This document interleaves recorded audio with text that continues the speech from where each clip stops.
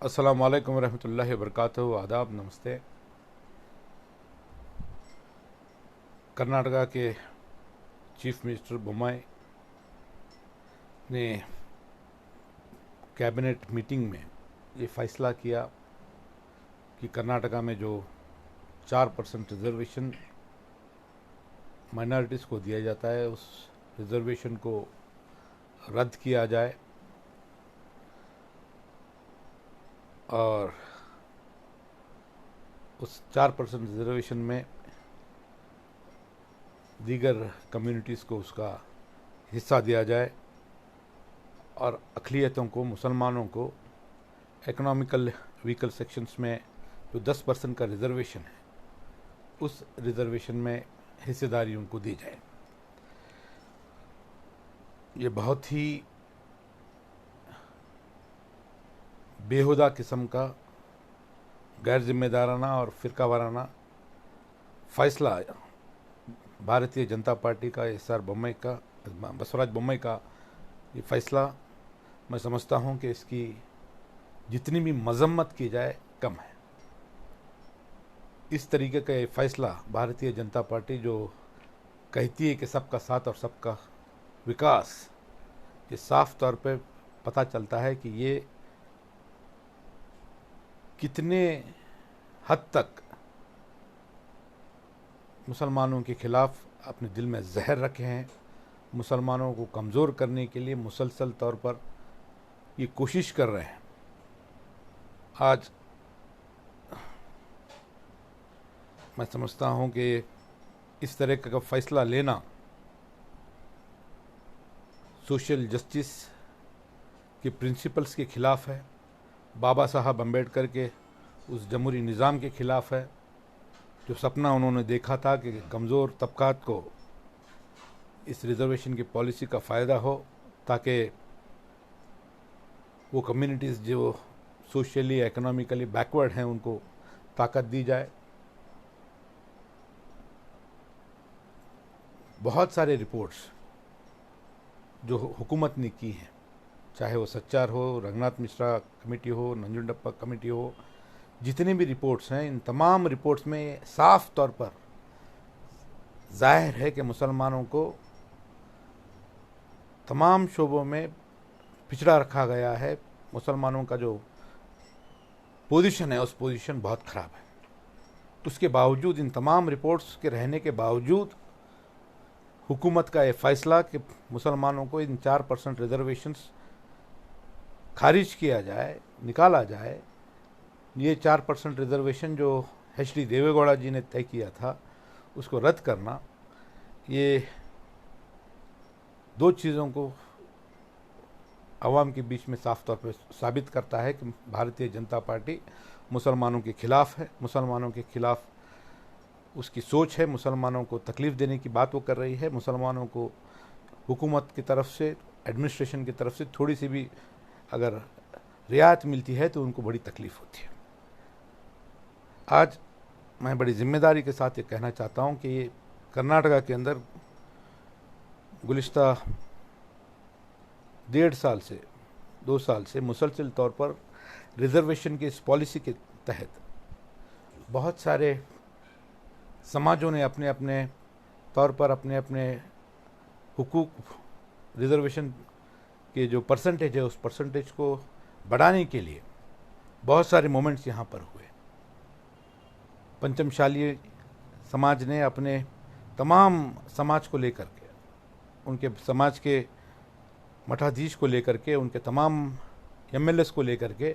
उन्होंने एहतजाज किया। उन्होंने अपना रिज़र्वेशन के अंदर अपनी हिस्सेदारी को बढ़ाने के लिए उन्होंने डिमांड की है। उसी तरह शेड्यूल्ड ट्राइब्स ने अपने अपने समाज के ज़िम्मेदारों ने एहतजाज किया, भूख हड़ताल किया और तमाम पार्टी के ज़िम्मेदारों ने उन्होंने अपना परसेंटेज इंक्रीज़ करने के लिए उन्होंने डिमांड की। आपको याद होगा कि मैंने भी मुसलमानों को 10% रिजर्वेशन देने की बात मैंने मीडिया के सामने बात रखी थी। मगर अफसोस इस बात की है कि कहीं ना कहीं इसके जिम्मेदार ना सिर्फ भारतीय जनता पार्टी है, कहीं ना कहीं हम लोग, हमारे इलेक्टेड रिप्रेजेंटेटिव्स और जो जिम्मेदार हैं, उनकी भी जिम्मेदारी बनती थी कि वो तमाम कम्युनिटीज़ को, जबकि इस रिजर्वेशन के इस डिबेट को इतनी बड़ी पैमाने पे कर्नाटका में जो मूवमेंट चल रहा था, एक तरफ जो फॉरवर्ड कम्युनिटीज़ हैं, लिंगायत के पंचमशाली कम्युनिटी है, जिसके पॉलिटिकल रिप्रेजेंटेशन बहुत ज़्यादा है, इकोनॉमिकली मुसलमानों से बहुत ज़्यादा ताकतवर है, वो लोग जब एहतजाज कर रहे हैं तो हमारे मुस्लिम कायदीन, मुस्लिम जिम्मेदार खामोश बैठे हुए हैं।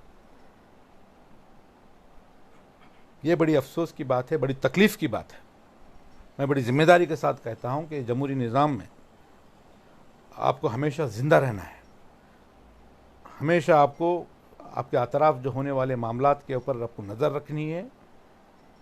और आपके अपने हुकूक के लिए आप हमेशा अपनी आवाज़ को बुलंद करना, ये इलेक्टेड रिप्रेजेंटेटिव्स की, कम्युनिटी के जो ऑर्गेनाइजेशंस के हेड्स हैं, इनकी जिम्मेदारी बनती है। होना ये चाहिए था कि मुस्लिम कम्युनिटी भी इसके तहत अपनी आवाज़ को बुलंद करती। ऐसा नहीं है कि तमाम मुस्लिम ऑर्गेनाइजेशंस खामोश थे। बागलकोट में एक मीटिंग हुई थी जहाँ पर कर्नाटका मुस्लिम यूनिटी के नाम पर एक ऑर्गेनाइजेशन ने इसको डिमांड रखा था, मगर मैं समझता हूँ कि जो सपोर्ट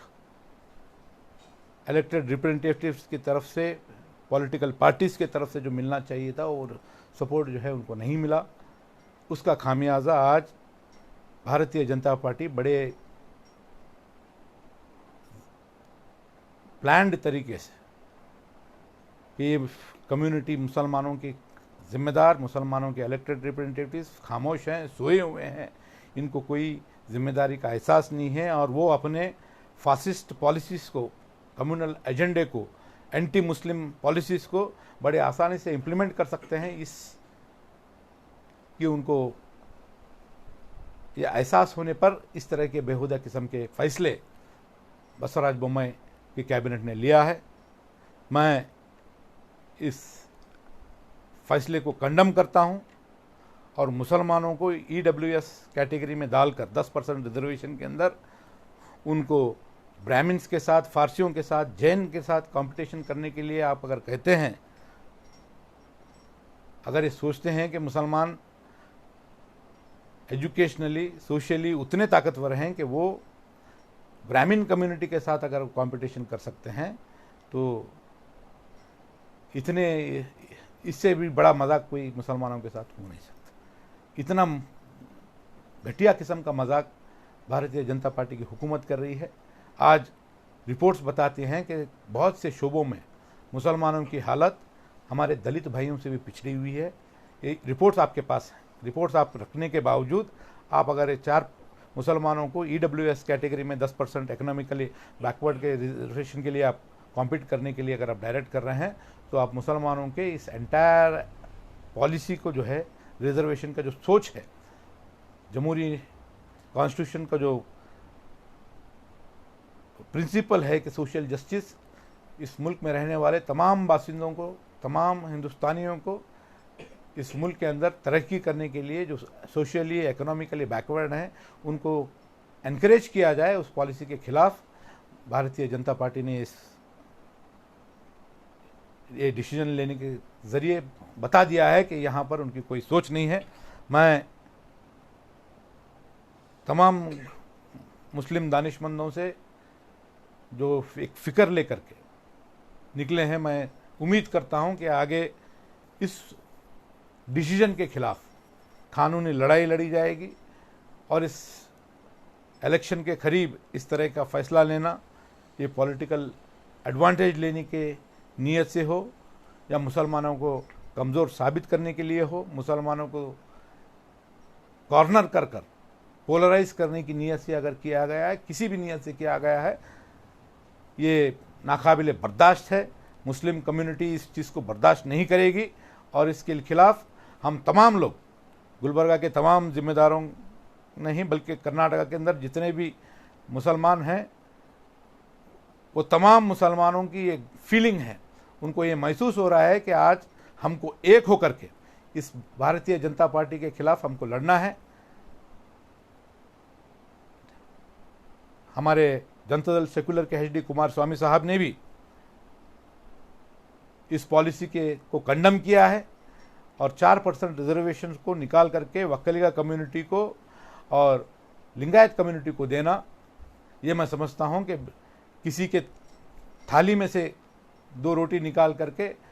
दूसरे कम्युनिटीज़ को भरना, ये मैं समझता हूँ कि गैर इंसानी बात है, गैर फितरी बात है। ज़रूरत ये होती कि हम किसी भी कम्युनिटी को रिजर्वेशन देने के मुखालिफत में नहीं है,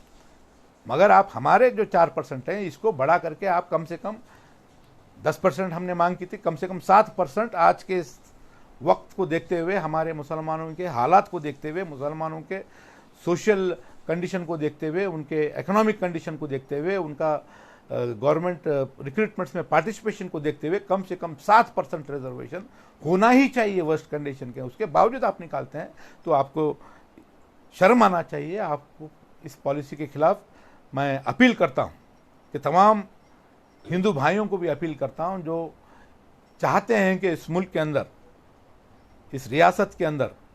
तमाम मज़हब के लोग तरक्की करें और कर्नाटका दुनिया एक आइडियल स्टेट, मैं समझता हूँ कि हिंदुस्तान के अंदर सबसे पहला स्टेट था जहाँ पर मुसलमानों को 4% रिजर्वेशन दिया गया, दूसरे किसी रियासत में नहीं दिया गया था। उसको, इस पॉलिसी को रद्द करना, हम तमाम लोगों को एक होकर के हमको इस फासिस्ट ताकतों के खिलाफ हमको लड़ना है और इंशाअल्लाह ताला ये कानूनी लड़ाई हम लड़ेंगे और इसको जो है, इस पॉलिसी को, इस चीज़ के लिए किस तरह से हम रोक सकते हैं, ज़रूर हम जो है इसको रोकने की कोशिश हम करेंगे। और भारतीय जनता पार्टी को आगे आने वाले दिनों के अंदर सेकुलर पार्टीज को ताकत दे करके इस स्टेप जो आपने लिया है, आपने जो फैसला लिया है, इस फैसले का आपको खामियाजा भुगतना होगा।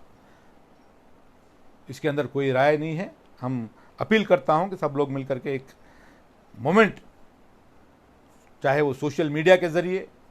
चाहे वो एहतजाजों के ज़रिए, रमज़ान का मुबारक महीना है, इंशाअल्लाह गुलबर्गा शहर के अंदर भी बहुत सारे दीगर तंजीमें इस पॉलिसी के खिलाफ, इस कदम के खिलाफ जो है आवाज़ उठा रहे हैं। हम भी उनके साथ खड़े नज़र आएंगे। शुक्रिया।